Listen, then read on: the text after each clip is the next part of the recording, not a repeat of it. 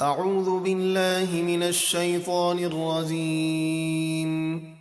بسم اللہ الرحمن الرحیم سل بنی اسرائیل کم آتیناہم من آیت بینہ ومن يبدل نعمت اللہ من بعد ما جاءته فإن اللہ شدید العقاب۔ اے حبیب، بنی اسرائیل سے پوچھئے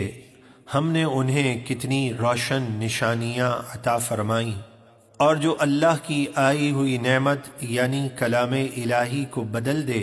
تو بے شک اللہ کا عذاب سخت ہے۔ زين للذين كفروا الحياة الدنيا ويسخرون من الذين آمنوا والذين اتقوا فوقهم يوم القيامة والله يرزق من يشاء بغير حساب۔ کافروں کی نگاہ میں دنیا کی زندگی آراستہ کر دی گئی اور وہ دولت دنیا کے غرور میں ایمان والوں کا مذاق اڑاتے ہیں، حالانکہ متقی لوگ قیامت کے دن ان سے اوپر ہوں گے، یعنی جنت میں اونچے سے اونچے درجوں میں ہوں گے، اور کافر جہنم کے نیچے سے نیچے کھڑوں میں ہوں گے، اور اللہ جسے چاہے بے حساب عطا فرمائے۔ كان الناس أمة واحدة فبعث الله النبيين مبشرين ومنذرين وأنزل معهم الكتاب بالحق ليحكم بين الناس فيما اختلفوا فيه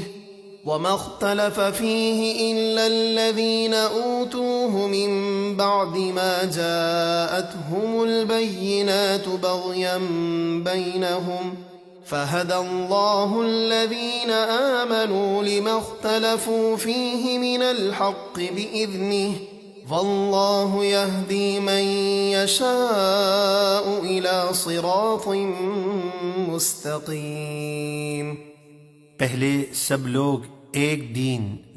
اسلام پر تھے، پھر انہوں نے اختلاف کیا تو اللہ نے خوشخبری دینے والے اور ڈر سنانے والے انبیاء بھیجے اور ان کے ساتھ سچی کتاب اتاری تاکہ وہ لوگوں کے درمیان ان کے اختلاف کا فیصلہ کر دے، اور جن لوگوں کو کتاب دی گئی انہی نے کتاب میں اختلاف کیا آپس کے حسد اور سرکشی کی وجہ سے، باوجود اس کے کہ ان کے پاس روشن نشانیاں آ چکی تھیں، تو اللہ نے اپنے حکم سے ایمان والوں کو اس حق بات کی رہنمائی فرما دی جس میں اہل کتاب اختلاف کر رہے تھے، اور اللہ جسے چاہتا ہے سیدھے راستے پر چلاتا ہے۔ ام حسبتم ان تدخلوا الجنة ولما يأتكم مثل الذين خلوا من قبلكم مستهم البأساء والضراء وزلزلوا حتى يقول الرسول والذين آمنوا معه متى نصر الله الا ان نصر اللہ قریب۔ کیا تم اس گمان میں ہو کہ جنت میں داخل ہو جاؤ گے حالانکہ ابھی تم پر ان لوگوں جیسی مصیبتیں نہیں آئیں جو تم سے پہلے گزر چکے، انہیں سختی اور تکلیف پہنچی اور وہ ہلا دیے گئے یہاں تک کہ اس زمانے کے رسول اور ان کے ساتھ ایمان والے پکار اٹھے،